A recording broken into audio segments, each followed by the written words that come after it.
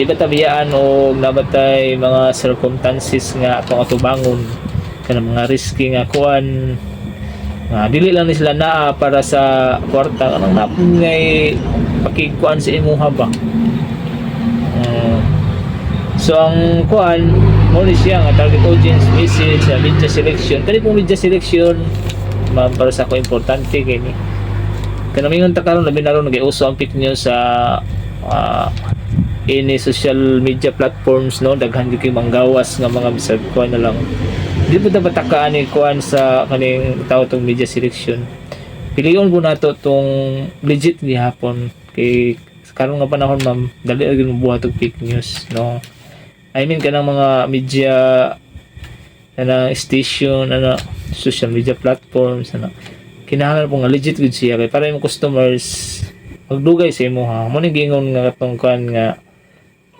nagid mo ipakikuan sa imong customer ba nga magdugay gud siya di lang sa karon hantod sa kuan nga ganahan siya sa imong negosyo dili kabiyaan so dapat katulong ma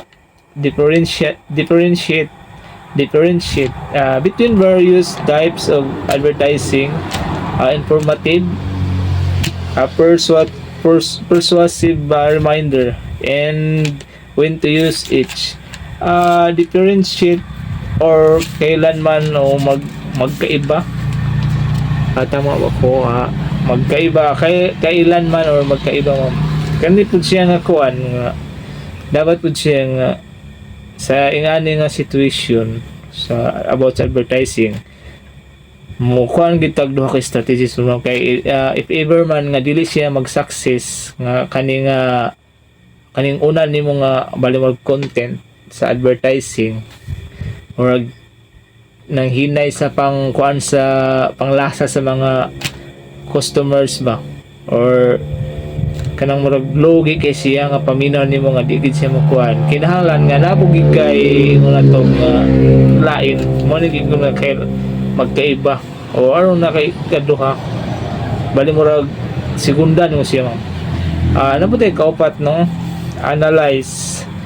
kani importante jud kani sa business the factors that influence advertising decisions such consumer behavior, market trends, and competitive activity. Analysis or imong tunan. This is a very important analyze mo sa kumusulod. Tibali kung sa kuan pa in case man og mag shutdown siya. Pero yung man analyze mo siya